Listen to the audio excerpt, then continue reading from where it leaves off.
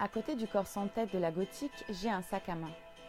J'y trouve plusieurs clés d'appartement, ainsi qu'une bonne dizaine de cartes de visite. Les cartons défilent entre mes doigts et je tombe sur celui de Monsieur Gauthier. Ha ha, cette petite a fait le plein de réseau à la galerie. Quel avilissement! Est-ce qu'elle comptait vraiment contacter le gros Gauthier? Peut-être qu'elle aussi se prenait pour une artiste.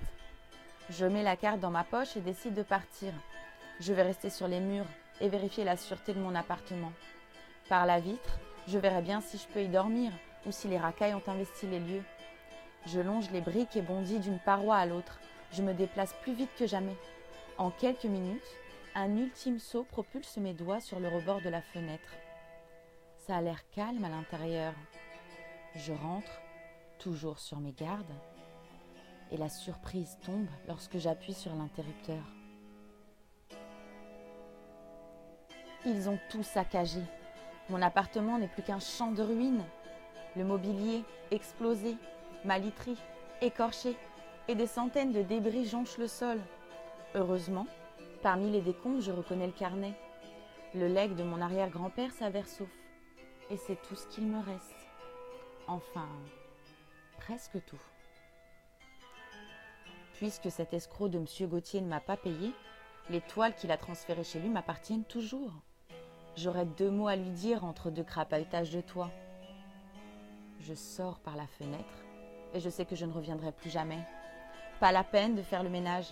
Mes chemises pleines de sang coupable parsèment les vestiges de ma vie passée. Une vie complètement dédiée à l'art. Une vie de clochard. Et il me semble que j'entrevois d'autres possibilités.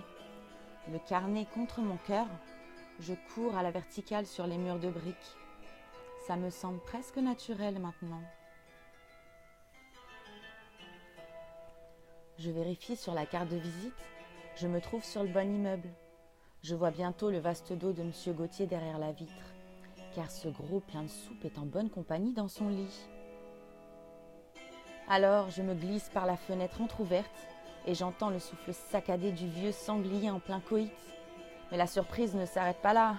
Je reconnais également les petits gémissements d'Anaïs. Quelle indignité! Supporter ce ringard en dehors de ses heures de travail? Elle n'a aucune excuse et je m'apprête à la sermonner. J'avance dans le noir et m'approche du sommier qui craque. Quand Anaïs hurle, Gauthier s'active encore plus, croyant avoir trouvé la bonne technique. Mais elle se débat et le galeriste se rend compte de ma présence. « Bonsoir, monsieur Gauthier, vous allez bien? Qu'est-ce que vous fichez là?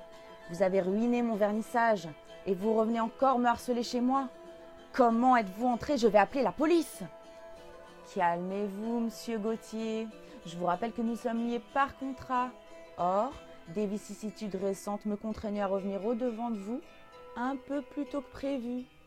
Il va falloir consentir à me payer maintenant, sinon je ne réponds plus de rien. Ah, mais en plus, vous me menacez? Il se lève, puis saisit sa lampe de chevet pour la faire tournoyer comme une fronde. Allez au diable, vous et vos tableaux. Il n'y a plus de contrat, je vais tout brûler. Et puis je vous ferai enfermer. Vous avez saccagé ma galerie et maintenant vous violez mon intimité. Votre compte est bon, mon petit gars. Je regarde Anaïs, puis je regarde l'assaillant. Tout se met en place dans ma tête, puis tout se met en place pour de vrai. J'imagine M. Gauthier les yeux vides dans ses orbites, le cou tranché sous son visage sanglant. Alors, une seconde plus tard, mes mains traversent sa jugulaire, sa tête tombe sur le sol et le reste s'effondre sur le matelas. Anaïs décale son bras juste à temps pour éviter le corps qui continue de gigoter, tandis que je fixe le crâne aux pupilles qui clignotent. On dirait presque qu'il va se remettre à parler. Je m'avance vers le lit sanglant. La secrétaire n'a pas tellement l'air émue de la disparition de son patron. Évidemment, je la comprends, mais elle va encore plus loin. Elle lève le doigt et me le pose sur la lèvre. Puis, elle le trempe dans la piscine rouge du couvre-lit et la porte à sa bouche. Elle le lèche avec gourmandise puis me le tend. Je ne cautionne pas, mais c'est trop excitant. Je me surprends à l'imiter, puis à lécher le tronc sanguignolant avant de revenir à la raison. Horrifiée, je m'écarte du cadavre.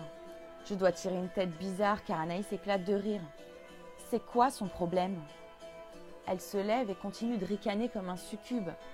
Je sens mes veines battre sur mes tempes. Assez. Sans prévenir, je balance Anaïs au travers de la vitre. Et l'explosion de verre retentit plus fort qu'un tremblement de terre. Les milliers de morceaux de verre pleuvent comme des grêlons. Ils couvrent son cri de surprise. Mais a-t-elle réellement eu le temps d'être surprise? Moi-même, je ne suis plus étonnée. J'ai juste peur que les voisins s'excitent. Mais rien ne vient. Tout paraît calme maintenant. Je décide d'explorer ce gigantesque appartement. Dans la pièce d'à côté, une immense bibliothèque abrite des centaines de volumes que Gauthier n'a probablement jamais lus. Les murs regorgent de tableaux et des sculptures gardent l'endroit dans leur cage de verre. Je sursaute lorsque je reconnais ma propre œuvre, le golem de steak. Au travers de la vitre, je fixe ses yeux de viande et me perds dans son visage, mélangé à mon propre reflet. En un coup de tête, je brise la paroi et des milliers de morceaux de verre tombent à mes pieds. Je m'approche de la statue, son visage a un petit peu fondu, laissant un creux au niveau du front. Ça me donne une idée. Comme dans la légende, je vais y placer un parchemin afin que le golem m'obéisse. Je saisis le carnet de mon ancêtre et l'enfonce dans le visage défiguré. Mais le livre ne tient pas. Il s'échappe de l'amoncellement de viande et tombe jusqu'à un coin sombre de la pièce. Bon sang! Je vais pour le ramasser, mais m'aperçois qu'il s'est perdu sous un gros cube de fer. Un coffre-fort! Ah ah! C'est là que l'infâme Gauthier a dû cacher toutes ses économies. Je l'agrippe avec la rage de l'exploiter. Tout cet argent m'est dû, parfaitement. La porte en acier cède, je l'arrache du coffre et la balance au loin dans un bruit sourd. J'observe mes mains. J'ai l'impression que mes ongles sont durs comme de la pierre. Toujours dans le noir, je plisse les yeux et j'ai l'impression de bien voir. Il y a des centaines de liasses. Ce sont des billets de 100 €. Mais quel salaud! Et dire que ce porc ne voulait même pas me donner une petite avance, même pas une nuit dans une chambre d'hôtel. Eh bien, je reprends mon dû, avec les intérêts. C'est quoi ça? À côté de l'argent, il y a une tonne de paperasse. On dirait des documents confidentiels.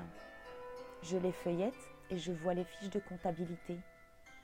L'officialisation des transactions avec des noms d'œuvres improbables et des noms d'artistes encore pires. Sauf qu'à un moment, je tombe carrément sur le mien. Et puis le bénéficiaire, Monsieur Barbec, avec l'adresse de son château en Transylvanie.